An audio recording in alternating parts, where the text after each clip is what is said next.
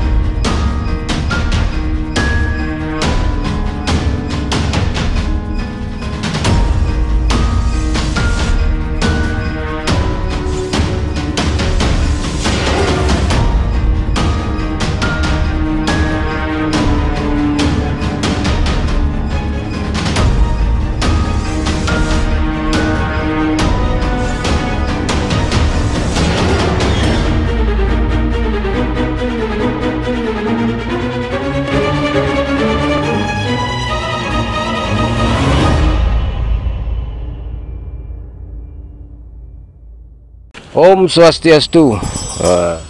Untuk penelusuran kita kali ini, kita sudah berada di Pura Peneduhan di Desa Adat Sangolan. Kita sudah berada di Desa Adat Sangolan, dan di sini adalah namanya Pura Peneduhan. Nanti kita untuk mengawali masuk ke gua raksasa, kita harus bersembahyang Dumun Riki. Betul. Kita harus bersembahyang supaya nanti kita selamat dan tidak ada suatu halangan apapun. Nanti kita akan dipandu oleh Jero Mangku Sira Bapak. Jero Mangku Made Jata. Jero Mangku Made Jata sebagai pemangkunya di sini dan juga sebagai pemandunya nanti. Untuk mengawali ngiring masuk ke Pura Peneduhan. Jus. Ya.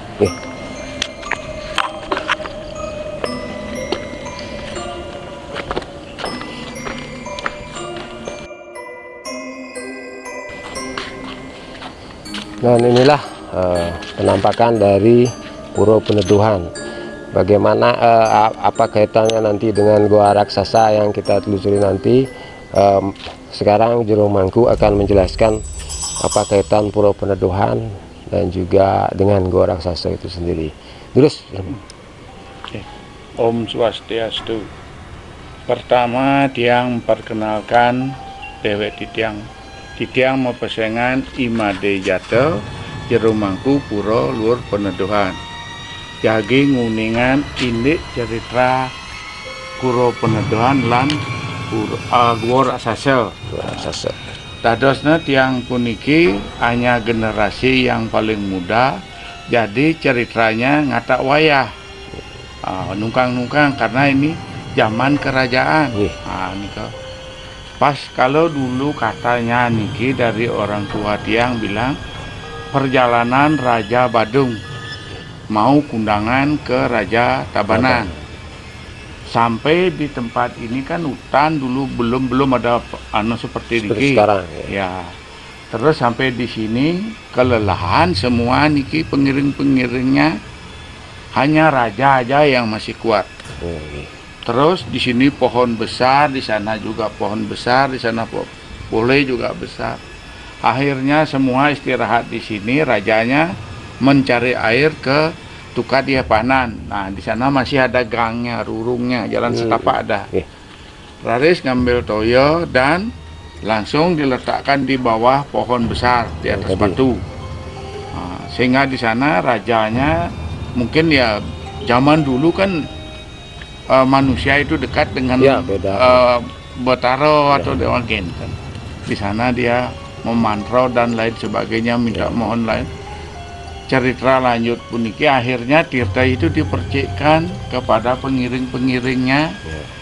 Terus semua kembali sehat, segar bugar. Raris lanjut berjalan ke Puri Tabanan. Karena di Puri Tabanan ada karyo besar. Karyo modelnya audalan besar, tapi juga petoyan besar, jeleh namanya. Di sana ada nanti ilen-ilen, rejang, napi seluwire di sana. Nah, itu baru pertamanya. Raja Badung kan sudah disambut dan lain sebagainya. Cerita lanjutnya ada lagi karyo kedua. Yang pertama ini rejangnya sudah hilang satu, yang paling belakang. Terus orang tuanya menuntut, mana anak saya? Begitu. Akhirnya karena orang banyak mendulu kan, orang-orang yang awam seperti kita kan takut dengan raja. Ya nanti kapan gitu gampang. Akhirnya kedua kalinya lagi hilang. Ada karyo lagi. Akhirnya ketiga kali itu rapat orang-orang yang di Puri Tabanan, sehingga punya ide dia. Rejang yang paling belakang itu dikasih jelijih atau beras setengah jadilah zaman dulu yang pakai lesung itu. Sehingga ditaruh di bokoran dan di pinggang. Terus kejadian lagi ini hilang anaknya, sehingga dituntut keliling-keliling. Akhirnya ketemu di sini ada peceran-peceran beras itu dari Raja Puri Tabanan. Ya ketemu, terus ada gua besar di sini. Terus patihnya yang paling sakti dah diutus ke sini, melihat ada tulang belulang itu manusia. Patihnya karena dia merasa sakti kan masuk dia ke dalam gua. Akhirnya dia berkelahi. Patih yang paling sakti itu kalah dia. Jadi melapor lagi ke Puri. Kalah. Bawah dia kalah gini-gini ini di sana rasanya. Akhirnya ngeko dayo sekarang nih. Ya di sebelahnya gua itu kan ada Tegalan, ada Ambengan, Ilalang Mas Tan. Terus kerjasama dengan orang yang di Tegalan itu. Nah, Ilalangnya kan diarit di rahap lah dumun. Disabit. Terus subutuh kumpulannya di muka gua niki ini Eko Dayo dari Puri nih. Sudah penuh. Kan orang punya Tegalan ke melapor ada patihnya.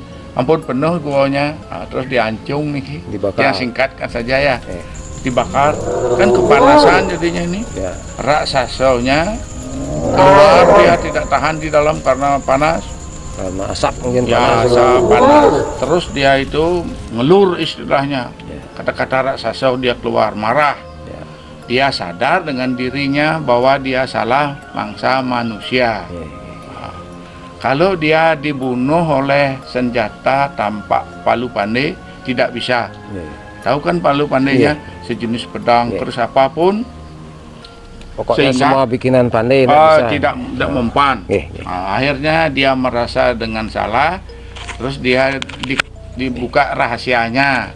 Kelemahannya dikasih tahu ke patih raja itu. Tetapi Setelah dikasih tahu itu pakai carang timbul. Carang timbul. Ya, itu pakai mukul dia, pasti dia mati. Tetapi sebelum dia mati terbunuh itu, dia mengutuk warga Sangulan tidak boleh ngajeng jukut timbul. Ya, itu kisahnya, ceritanya. Ya, itu memang kutukan itu masih berlaku sampai sekarang. Generasi ke generasi. Ya, kena juga pernah ada yang dari Sangulan nikah ke Tabanan, ini dekat ya. Merasa sudah keluar dari desa Sangulan, dia nyoba makan jukut timbul karena itu enaknya seperti nangko itu katanya. Akhirnya dia sakit, dokter dia tidak bisa menyembuhkan, balean dukun tidak bisa. Solusinya terakhir adalah ke Raung Tiga. Minta maaf kepada leluhurnya. Karena leluhurnya itu punya kutukan. Nah, itu minta maaf di sana. Ya seperti ini Nas Tirto dan lain sebagainya. Akhirnya ya percayaan Tirto dan minum itu dia sehat kembali. Nah, karena ini kutukan anak lingsir. Kalau kita ini selanjutnya kalau sudah di Upopiro atau nya di Aben lengkap sudah linggihan di Raung Tiga kan sudah menjadi Bataroya. Itu mungkin yang punya kutukan. Jadi keturunan dia semua kena. Minta maaf di sana aja sudah selesai. Kalau dokter tidak bisa. Kalau masalahnya tangat gitu kan. Di sini nih wilayahnya jagai tidak boleh beraktivitas dan sandi kalau. Akhirnya tiang juga nyoba tidur aja siangnya dari jam 11 sampai jam 1. Sama juga kedengarannya ada orang nyapu. Jangan dibuang di sini lulunya, dimarahi sama Pak Mangku, buang sana gitu kedengaran telinga dia. Akhirnya tiang coba intip, ndak ada orang. Itu adalah samar kira-kira. Wongsor itu banyak di sini Kendan. Itu juga jembatannya itu di Bepas itu banyak medi karena rumahnya medi itu kan terus kecelakaan nada-nada aja yang aneh-aneh. Sehingga itu yang muput itu tahu bisa bicara dengan minta apa terus permintaannya diikuti aman, tidak pernah kecelakaan. Artinya sampai ke sana wilayahnya. Wilayahnya sampai di Panan. Ya ini dah kisahnya Panan itu kan niki. Di barat nih. Barat niki yang bilang tiang tadi rajanya ngambil air di sana untuk cerita niki. Itu kaitannya Puro Peneduhan dan Raja Tabanan. Karena di Raja Tabanan itu ada sosolan Rejang Dewo namanya. Kan pasti semua orang tahu. Artinya Raja Badung niko diulemin lah diko. Diundang untuk mereka. Pertama kan tidak tahu ini belum tahu kejadiannya. Ya kedua ada karyo lagi itu udah kejadiannya.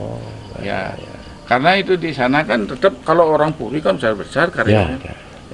Kalau kita kan hanya pengodalan aja, tidak mungkin bisa seperti itu. Bukan itu namanya Puri Pemecutan Raja Puri dulu. Pemecutan. Ya, yang datang sini bukan Puri Pemecutan, meninggalkan Puro. Tahu enggak pesengan itu? Rajanya enggak. Yang mau masuk Riki Dua Gung ngeten, Dua Gung Siro nih. Nah, mungkin itu Nagung di sana ya. Kalau Puri Pemecutan tidak meninggalkan Puro, hanya gumuan batu dan pohon besar. Mungkin orang-orang di sini mohon bantuan atau ngerasti di Pangrayu, ya mungkin semua terisi dan dipenuhi, mungkin dia bikin pelingi. Jangan nanti salah kaprah Puri Pemecutan meninggalkan Puro, tidak, bukan itu.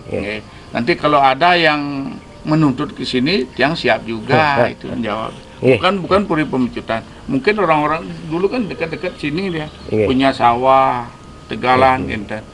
Ini kan buatan dulu-dulu, bukan zaman raja.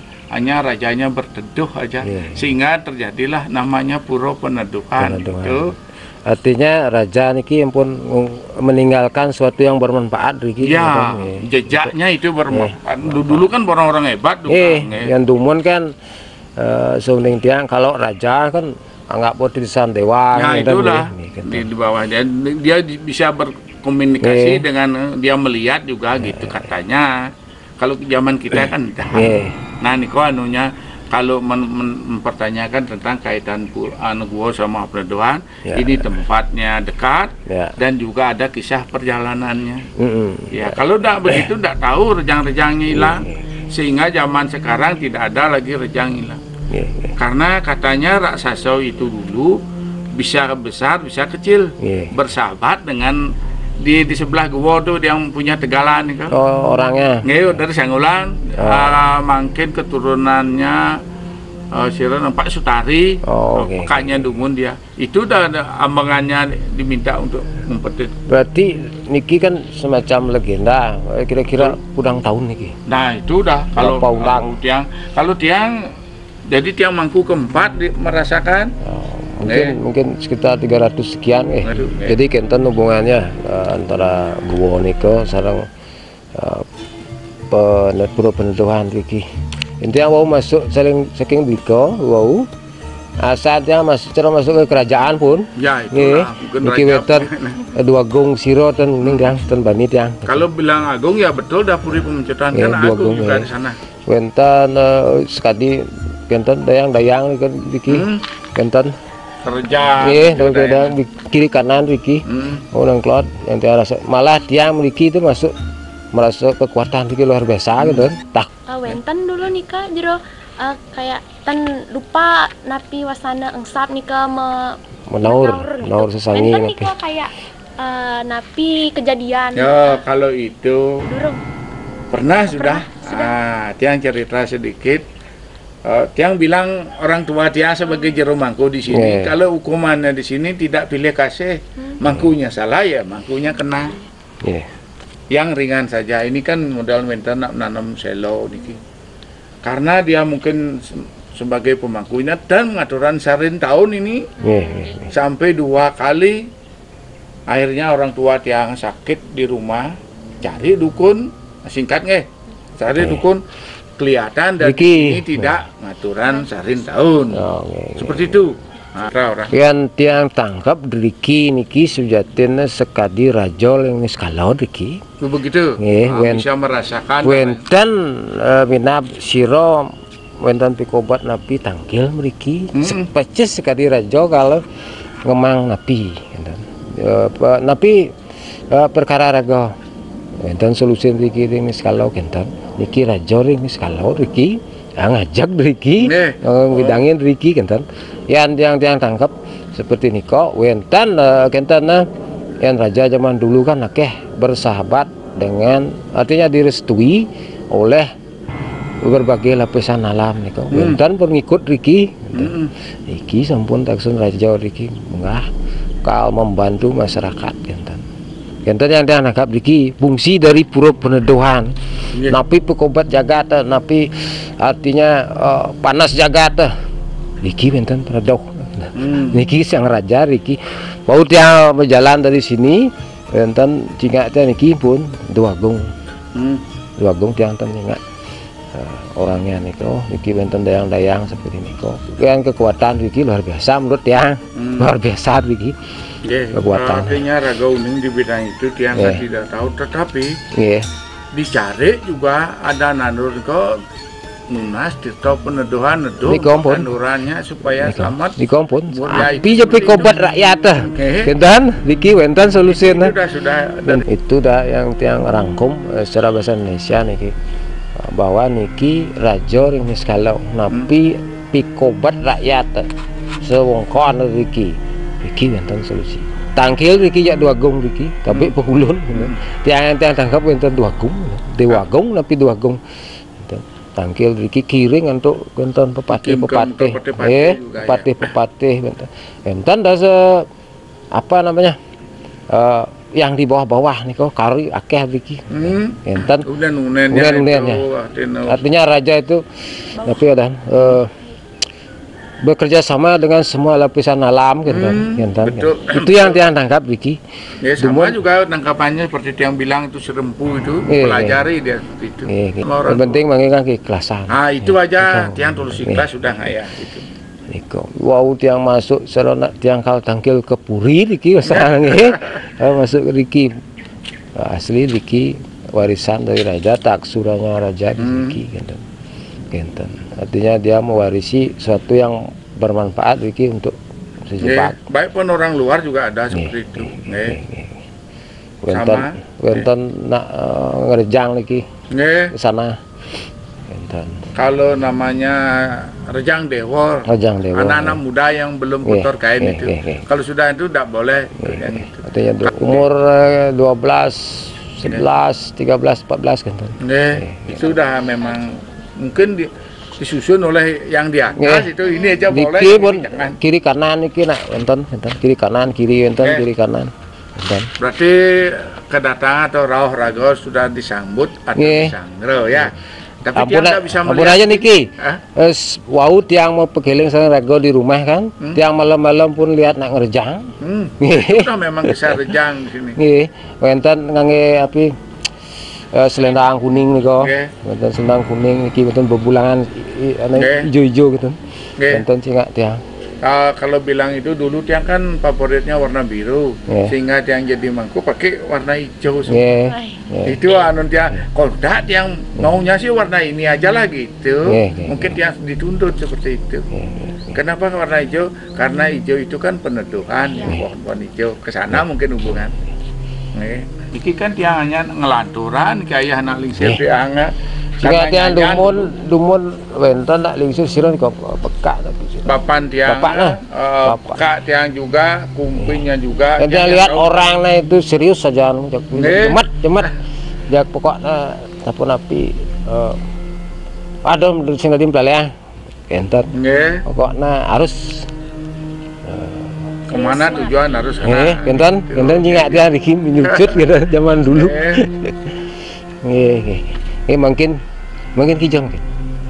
Mungkin kijang mungkin situs. Ya silakan kalau mau ke Gua Raksasa ya balik bawa mobil. Oke.